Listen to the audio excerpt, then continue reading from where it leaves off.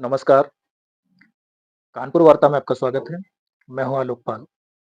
कृपया इस चैनल को देखिए, लाइक कीजिए, शेयर कीजिए और सब्सक्राइब ज़रूर कीजिए। पिछले कई दिनों से आप सुन रहे होंगे कि एनडीए का कुनबा बड़ा होने वाला है। ऐसा विशेष रूप से तब से हो रहा है जब से महाराष्ट्र के मुख्यमंत्री देवेंद्र फडणवीस ने गढ़चिरौली में नई इस्पात फैक्ट्री का ऐलान किया। इस नक्सल प्रभावित क्षेत्र में नई फैक्ट्री लगने के बाद एक बड़ा इन्वेस्टमेंट होने वाला है।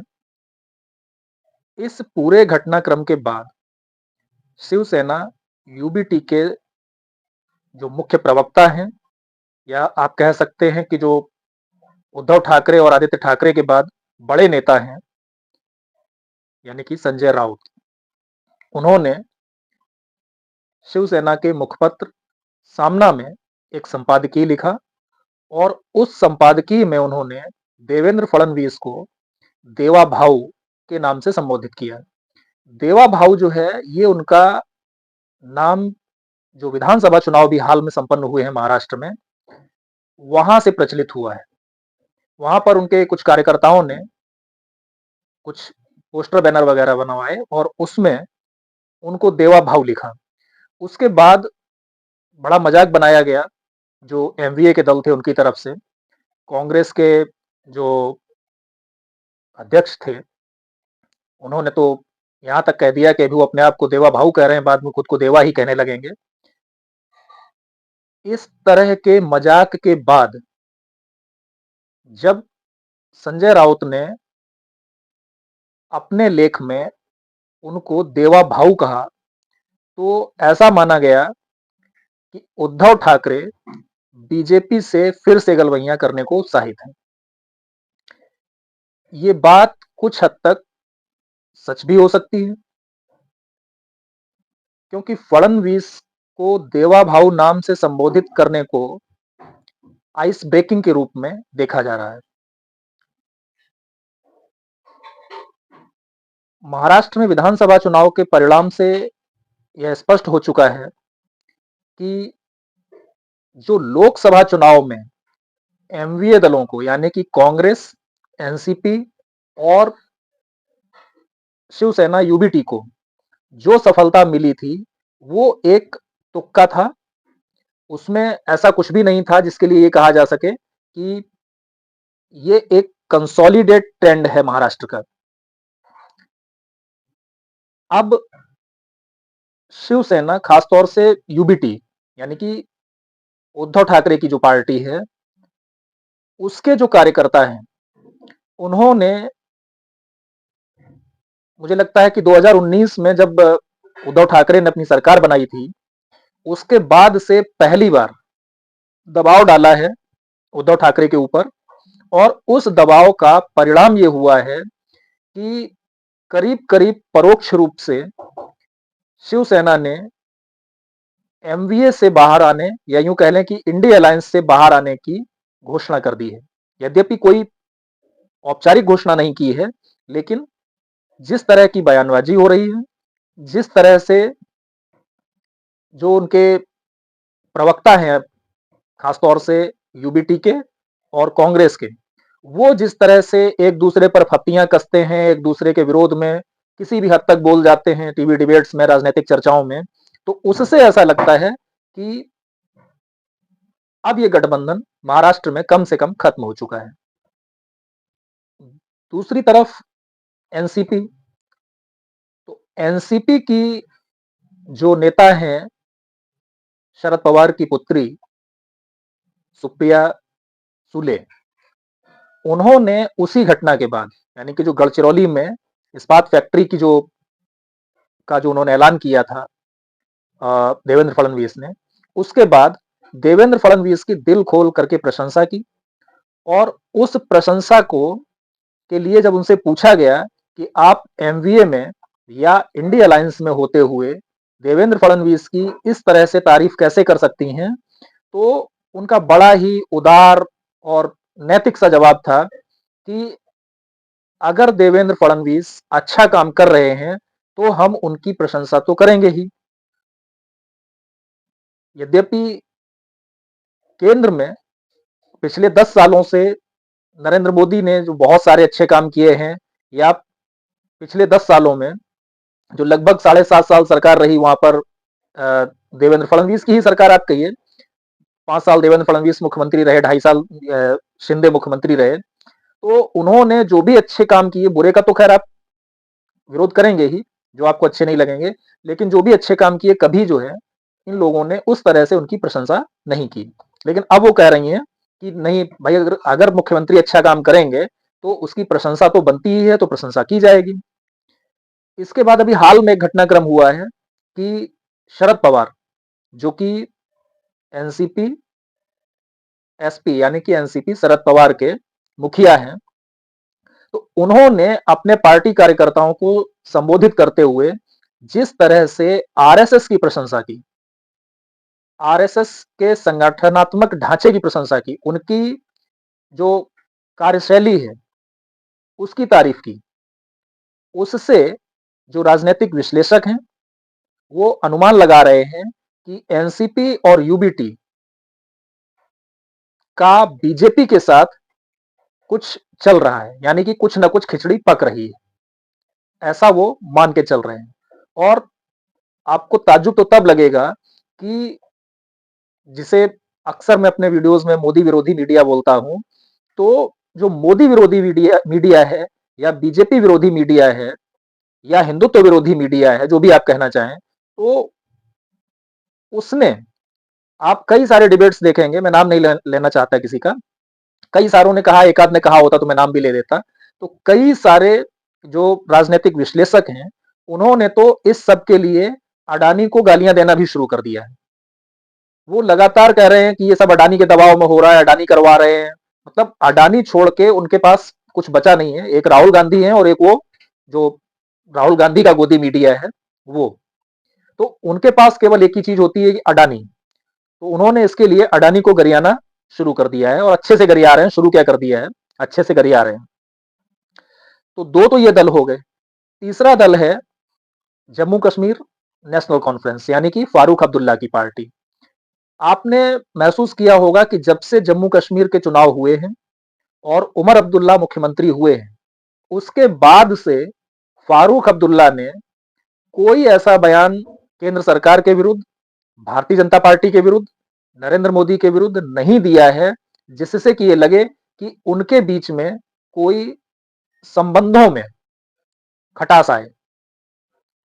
उमर अब्दुल्ला जब से मुख्यमंत्री बने हैं जम्मू कश्मीर के, तब से वो कई बार नरेंद्र मोदी की और गृह मंत्री की तारीफ कर चुके हैं। अभी कल जब सोनमर्ग टनल का लोकार्पण हो रहा था, तो उस भाषण को सुनने के बाद तो मुझे लगा कि जैसे उनके मुंह से शहद टपक रहा हो। उन्होंने जिस तरीके से प्रधानमंत्री नरेंद्र मोदी की तारीफ की, यद्यपि ऐसे कार्यक्रमों में कोई विरोध नहीं करता है, लेकिन जिन शब्दों में उन्होंने तारीफ की, उन्होंने जिस तरीके से कहा कि प्रधानमंत्री जी आपने अपने सारे वादे पूरे कर दिए हैं, आप जम्मू कश्मीर आए थे, आपने वादा किया था कि हम चुनाव कराएंगे और आपने 4 महीने के अंदर चुनाव करवा दिए, निष्पक्ष चुनाव करा दिए। सबसे बड़ी बात तो यह है कि उन्होंने कहा कि आपने निष्पक्ष चुनाव कराए, इसके लिए हम आपका और इलेक्शन कमीशन का धन्यवाद करते हैं। ये बहुत बड़ी बात है जब पूरे देश में पूरा का पूरा विपक्ष चुनाव प्रक्रिया को लेकर लगातार आरोप लगाता है, कभी ईवीएम को लेकर आरोप लगाता है, ईवीएम पे उनका मुद्दा नहीं चल पा रहा, तब उन्होंने एक नया सिगूफा निकाला है कि वोट कटवा दिए जाते हैं, तो वोटर लिस्ट को लेकर के वो आरोप लगाना उन्होंने शुरू कर दिया है।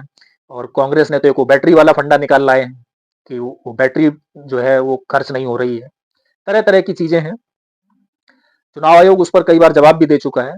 तो उस स्थिति में जबकि हर तरफ से आपका विरोध होता हो, तब इंडी अलायंस के 3 दल, शिवसेना यूबीटी, एनसीपी शरद पवार और जम्मू कश्मीर नेशनल कॉन्फ्रेंस, आपकी तारीफ करें, आपका उतना तीक्ष्ण विरोध न करें। और साथ ही साथ उमर अब्दुल्ला ने तो कम से कम 2 बार यह सुझाव भी दे दिया है कि अगर इंडिया अलायंस को बहुत अच्छे ढंग से कार्यान्वित नहीं किया जा पा रहा है तो उसे भंग कर देना चाहिए। तो इन सबके बाद राजनीतिक विश्लेषकों को लगता है कि ये तीनों दल जल्दी ही एनडीए में सम्मिलित हो जाएंगे। और कई बार मुझे भी लगता है कि शायद उन लोगों की बात सही है, लेकिन इस पर जो मेरी राय है वो थोड़ी अलग है, थोड़ी क्या बहुत अलग है। अगर हम फारूक अब्दुल्ला की पार्टी से शुरू करें तो मुझे लगता है कि फारूक अब्दुल्ला की पार्टी जो बचा हुआ कार्यकाल है मोदी सरकार का इस टर्म का, लगभग 4.5 साल का, तो उस 4.5 साल के टर्म में से कम 4 साल तक, आखिरी 6 महीने की मैं बात नहीं कर रहा हूं, लेकिन अभी 4 साल तक वो खुलकर भले ही न उनके साथ आए, लेकिन परोक्ष रूप से वो केंद्र सरकार का समर्थन करते रहेंगे। जो भी उनकी स्ट्रेंथ है, मेरे ख्याल से 2 सांसद हैं उनके, तो वो परोक्ष रूप से लोकसभा में उनका सहयोग करते रहेंगे। जो बिल वगैरह आएंगे, अगर वो उनके पक्ष में वोट नहीं करेंगे तो कम से कम उसके विरोध में भी वोट नहीं करेंगे, और जो एक तरीका होता है वॉकआउट करने का या मतदान में हिस्सा न लेने का, उसका वो प्रयोग करेंगे। जो बाकी के 2 दल हैं महाराष्ट्र के, एक तो शिवसेना और दूसरा एनसीपी, इसका मुझे लगता है कि ये दलों के रूप में एनडीए में सम्मिलित नहीं होंगे। बीजेपी को चूंकि 2 चुनाव लोकसभा और विधानसभा का तो हो ही चुका है वहां पे, अब एक मुख्य चुनाव वहां पर बचा है महाराष्ट्र में, और वो है जो स्थानीय निकाय के चुनाव होते हैं, नगर निकाय के चुनाव होते हैं। वो वहां पर आरक्षण को लेकर के कुछ मसला है, और ये लंबे समय से फंसा हुआ है। मुझे लगता है कि शायद 3-4 साल, 3 साल के करीब हो गए हैं ये फंसा हुआ। उद्धव ठाकरे जिस समय सीएम हुआ करते थे तब से फंसा हुआ है, तो 3 साल से ज्यादा भी हो गए होंगे। तो इस पर अगर सुप्रीम कोर्ट का निर्णय आ गया, क्योंकि मसला सुप्रीम कोर्ट में ही है, अगर सुप्रीम कोर्ट का निर्णय जल्दी आ गया तो आप तय मानिए कि स्थानीय निकाय के चुनाव के बाद ये पार्टियां पार्टी के रूप में एनडीए में सम्मिलित नहीं होंगी, बल्कि इन पार्टियों को विलय करना पड़ेगा। या तो वो सीधे सीधे बीजेपी में विलय करेंगी, और या फिर कुछ संभावना इस बात की हो सकती है कि उनका विलय जो उनकी पुरानी पार्टी है उसमें हो जाए। इसमें जो शिवसेना यूबीटी है उसके विलय की संभावना लगभग ना के बराबर है। वो कम से कम केंद्रीय स्तर पर, यानी कि लोकसभा सांसदों के स्तर पर, शायद बीजेपी में उनका विलय हो जाएगा, क्योंकि 5 साल तक महाराष्ट्र जैसे प्रदेश में अपने सांसदों को बनाए रखना अपने साथ और बिना किसी प्रकार की सत्ता के, वो उद्धव ठाकरे के लिए बड़ा मुश्किल है। और जो उनके 9 सांसद हैं उनमें से, जहां तक मेरी जानकारी है, कोई भी जो सांसद है वो उनके परिवार का नहीं है। और ये परिवारवादी पार्टियां जो है, ये परिवार के व्यक्ति को तो रोक सकती हैं, लेकिन जो परिवार के बाहर के व्यक्ति हैं उनको रोकना इनके लिए लगभग नामुमकिन है। तो मुझे लगता है कि स्थानीय निकाय के चुनाव और खासतौर से बीएमसी के चुनाव के बाद शिवसेना यूबीटी का विलय हो जाएगा बीजेपी में। और जहां तक बात एनसीपी की है, तो एनसीपी में मुझे लगता है चूंकि वो परिवार बहुत ही घाघ टाइप का परिवार है राजनीतिक रूप से, तो इस बात की संभावना हो सकती है कि अगर शरद पवार राजनीति से संन्यास ले लें और पार्टी में हस्तक्षेप न करें, तो उस शर्त पर एनसीपी का, यानी कि दोनों एनसीपी का विलय हो सकता है, और एनसीपी के मुखिया अजित पवार हो सकते हैं। और यदि ऐसा ना हुआ तो एनसीपी शरद पवार को भी टूटने से कोई नहीं रोक सकता, क्योंकि उनके एक भतीजे को छोड़ करके जो उनकी पार्टी के 8 सांसद हैं, उनमें से जो बाकी 7 हैं वो भी उनके परिवार से नहीं है, उनके ऊपर भी इस तरह का कोई दबाव नहीं है। वो आसानी से बीजेपी में विलय कर सकते हैं। तो या तो वो बीजेपी में विलय कर जाएंगे उनके सांसद, और या फिर दोनों पार्टियां जो एनसीपी हैं उनका विलय होगा। तो कुनबा तो एनडीए का बढ़ सकता है, लेकिन शायद अतिरिक्त पार्टियों के रूप में ना बढ़े, सांसदों की संख्या के रूप में जरूर बढ़ जाएगा, ऐसा मुझे लगता है।